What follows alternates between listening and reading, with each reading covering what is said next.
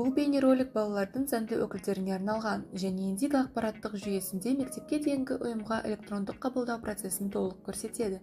Баланы мектепке дейінгі ұйымға қабылдау мынадай 3 қадамды орындау арқылы іске асырылады. Ваучер алуға кезекке қою, ваучердің берілуін күту, құжаттарды жинау және мектепке дейінгі ұйымға қабылдау. Ваучер алуға кезекке қою процесі басқа роликте көрсетілген. Енді балабақшаға қабылдау процесі қалай өтетінін талқылайық. Мектепке дейінгі ұйымға қабылдау процесін бастау үшін ең алдымен ваучер алу керек. Ваучерлер кезекке және білімді басқару органы тарапынан бөлінген қаржыландыру көлеміне сәйкес автоматты түрде бөлінеді.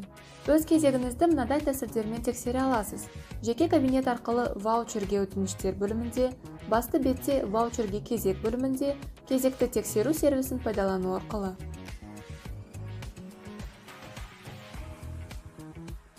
Ваучер автоматты түрде берілгеннен кейін Индиго жүйесі баланың заңды өкілін жеке кабинетіне хабарлама жібереді. Ед24 мобильдік қосымшасының хабарламалар таспасына хабарлама жібереді. Ваучер жеке кабинеттегі берілген ваучерлер бөлімінде көрсетілетін болады. Жеке кабинетте көрсетілген мобильді телефон нөміріне SMS хабарлама жібереді. Барлық хабарламалар арналарын тексеріп отыруларыңызды сұраймыз. Ед24 мобильдік қосымшасын телефонға орнатыңыз. Өйткені бұл түрлі хабарламалар жіберілетін негізгі арна. Ваучер берілген сәттен бастап баланың заңды өкілінде ваучерді пайдалана бастау үшін күнтізбелік 30 күн бар.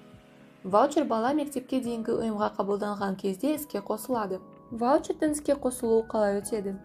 Мектепке дейінгі ұйыммен балалар тобына резервке тұру, таңдау. Баланың барлық құжаттарын жинау. Баланың фотосуреті, профилактикалық егулер картасы, баланың денсаулық жағдайы туралы анықтама және ПМПК қорытындысы. Электрондық шарт жасасу. Егер 30 күн ішінде бала мектепке дейінгі ұйымға қабылданбаса, ваучердің күші жойылады және мемлекеттің қаражаты қайта бөліну үшін ваучердің кезегіне қайтарылады.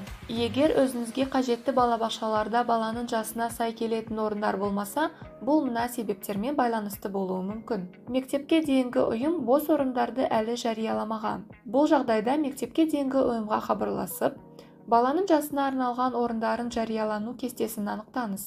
Мектепке дейінгі ұйымдағы барлық орындар бітіп қалған. Бұл жағдайда басқа мектепке дейінгі ұйымды таңдап, ваучерді сақтап қалу үшін соған қабылдана беріңіз.